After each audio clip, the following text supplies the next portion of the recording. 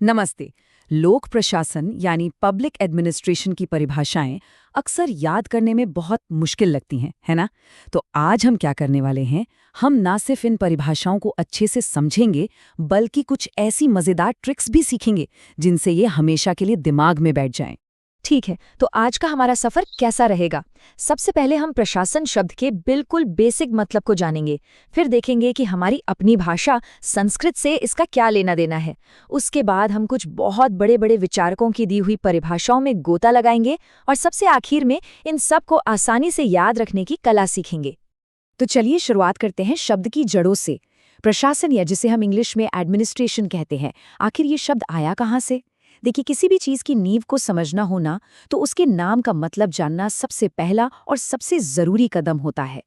तो देखिए, ये जो शब्द है एडमिनिस्ट्रेशन, ये लैटिन भाषा के एक शब्द एडमिनिस्ट्रेरे से निकला है। इसका सीधा सा मतलब है लोगों की देखभाल करना या फिर किसी मामले को, किसी काम को अच्छे से संभालना। ठीक है, ये तो समझ आ गया, लेकिन असली सवाल तो ये है कि इसे याद कैसे रखा जाए। अक्सर कंफ्यूजन हो जाता है कि ये लैटिन से है या ग्रीक से या किसी और भाषा से। तो चलिए, इसके लिए एक बहुत ही आसान तरीका देखते हैं। और इसकी ट्रिक बहुत ही सिंपल और मज़ेदार है। बस एक छोटी सी लाइन याद रखनी है, एडमिशन लेट हुआ। अब देखिए, एडमिशन से हमें याद रहेगा एडमिनिस्ट्रेशन, और लेट से क्या याद रहेगा? बिल्कुल सही, लैटिन। तो बस अगली बार जब भी ये सवाल दिमाग में आए तो बस सोचना है लेट यानी एडमिनिस्ट्रेशन शब्द लैटिन भाषा से आया है ना? एकदम आसान। अच्छा, अब एक और दिलचस्प बात देखते हैं। ये जो एडमिनिस्ट्रेशन का मतलब हमने लैटिन में देखा, कुछ वैसा ही भाव हमारे अपने संस्कृत शब्द प्रशासन में भी छिपा है। तो क्यों ना इन दोनों की एक साथ तुलना करके देखें, इससे कॉन्सेप्ट और भी क्लियर हो जाएगा।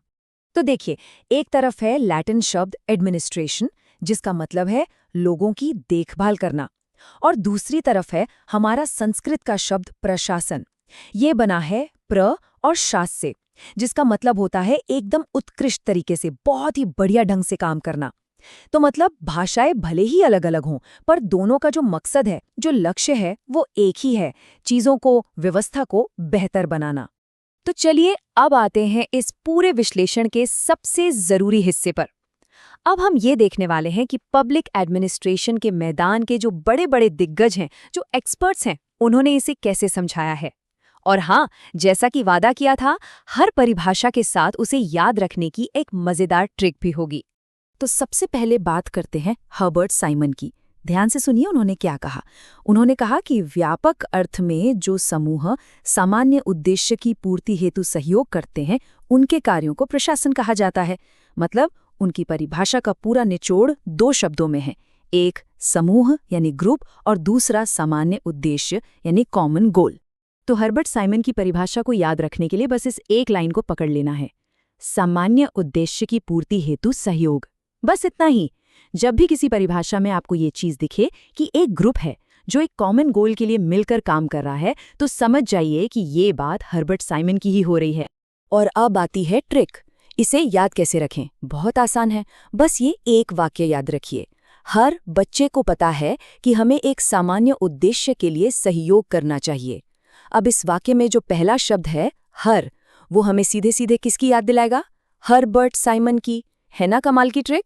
बस हो गया याद। चलिए अब आगे बढ़ते हैं हमारे अगले विचारकों फिफ्नर और प्रेस्थिस की तरफ। इन्होंने क्या कहा? इन्होंने कहा वांछित उद्देश्यों की प्राप्ति के लिए मानवीय और भौतिक संसाधनों के संगठन और संचालन को प्रशासन कहते हैं। तो इन्होंने दो चीजों पर बहुत जोर दिया है, एक मानवीय संसाधन यानी ह्यूमन रिसोर्सेज और दूसरे भौतिक संसाधन यानी मटेरियल रिसोर्सेज। तो इनकी पूरी परिभाषा का जो कीवर्ड है, जो सबसे जरूरी हिस्सा है, वो है मानवीय और भौतिक साधन। अब भौतिक साधन से क्या मतलब है? इसका मतलब है पैसा, मशीनें, बिल्डिंग, मतलब वो सारी चीजें जिन्हें हम छू सकते हैं। तो बस जहां भी आपको किसी परिभाषा में मानवीय और भौतिक साधन एक साथ दिखे, तो तुरंत समझ जाना है कि ये फिफ्नर और प्रेस्थिस की बात हो रही है। और अब बारी है ट्रिक की, और ये तो और भी मजेदार है। भौतिक को हम इंग्लिश में क्या कहते हैं? फिजिकल। अब जरा ध्यान से सुनिए, फिजिकल फिना, फिजिकल फिना। सुनने में काफी मिलते जुलते हैं, है ना? बस इसी कनेक्शन से ये आपको हमेशा के लिए याद हो जाएगा। फिजिकल रिसोर्सेज मतलब फिना। हमारे अगले विचारक हैं लूथर गुलिक। इनकी परिभाषा बहुत ही सीधी, बहुत ही सटीक है। ये कहते हैं, प्रशासन का सरोकार निर्धारित उद्देश्य की पूर्ति के साथ कार्य कराने में है। इसका सीधा सा मतलब है कि प्रशासन का एक ही काम है, जो भी उद्देश्य तय किया गया है उसे पूरा करवाना, गेट द वर्क डन। तो लूथर गुलिक की परिभाषा का पूरा फोकस बस एक ही चीज पर है, और वो है निर्धारित उद्देश्य की पूर्ति, यानी accomplishment of a defined objective. तो जब भी आपको तय लक्ष्य या निर्धारित उद्देश्य जैसा कोई शब्द दिखे, तो वो परिभाषा किसकी होगी? लूथर गुलिक की। अब इसकी ट्रिक क्या है, जरा सोचिए। हम लोग घर में या दुकान में गल्ले में पैसे क्यों जमा करते हैं? किसी न किसी निर्धारित उद्देश्य के लिए ही तो करते हैं ना, किसी तय काम को पूरा करने के लिए। तो बस गल्ला शब्द से हमें याद रखना है गुलिक, गल्ला गुलिक, निर्धारित उद्देश्य। देखिए कितना आसान कनेक्शन है। ठीक है, अब हमारे अगले विचारक हैं डिमॉक, और इन्होंने तो प्रशासन को बहुत ही सरल शब्दों में समझा दिया। उन्होंने कहा, प्रशासन का संबंध सरकार के क्या और कैसे से है। बस इतना ही, मतलब सरकार को क्या काम करना है और उसे कैसे करना है, इसी का नाम प्रशासन है। तो डिमॉक की पूरी बात सिर्फ दो छोटे लेकिन बहुत जरूरी शब्दों पर टिकी हुई है, क्या और कैसे, the what and the how. कितना सिंपल है, लेकिन कितना पावरफुल आइडिया है ये। और इसकी ट्रिक भी उतनी ही आसान है।